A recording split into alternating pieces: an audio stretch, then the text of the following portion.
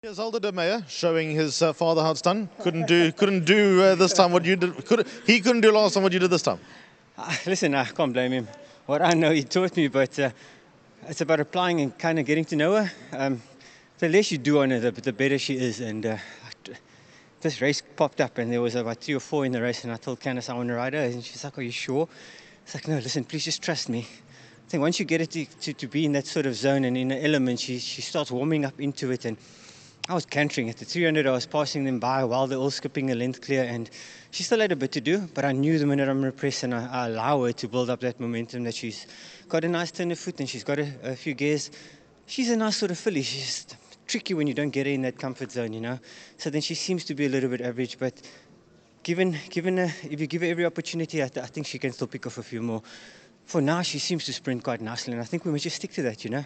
5 to 1100 seems to be a game. The more fluent they go, could even go up to P, go win a little feature with her. So I think she's still got a bit more on the other side of the coin. Feels like she's been around forever, but she's only rising 4. It's crazy.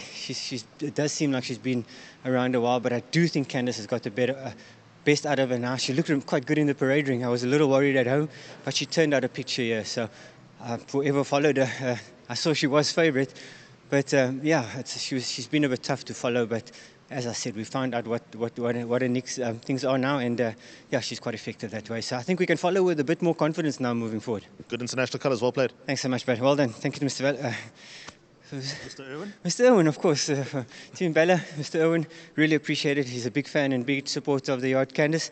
Thank you for taking the advice, and yeah, it's nice, always nice to be in the winner's box and say that. Well done, Alder. Thanks so much. Thank you to Drakensteen and everyone involved. Well done. So Alder de Meyer, the winning jockey, another one for him, another one for Candice Bass-Robertson, who's standing by with Vicky in the number 1 box. She is indeed, Alistair. Thank you very much, BABELICIOUS. Candice, she's a very tricky filly. I've always remembered, I followed her quite, through her career, and I just think some days you think she's going to run on and win it, and then she puts her nose up, so she's tricky.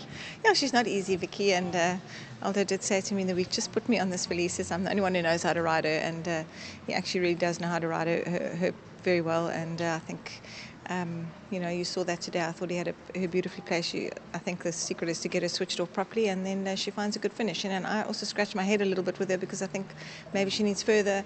Her pedigree suggests that she should go quite a bit further. But if you watch her, and you look at her, she's quite a close coupled filly, and she looks like she's a sprinting type. And it was a good win from her today. So everything all worked out well, and nice to have her back in the winner's box for Barry because it's been a little frustrating.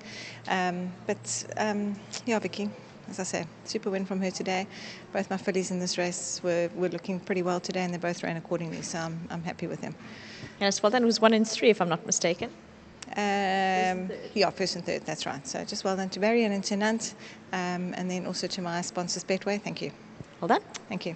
There you go. Oh, hold on. You've got to come back, Candice. You're going to accept one. My apologies. Sutendal Estate sponsored this race, so thank you very much to Sutendal, and you get some, I think, bubbles to celebrate with, which is always great. So there you go. Race 8 is won by number 3, BABELICIOUS.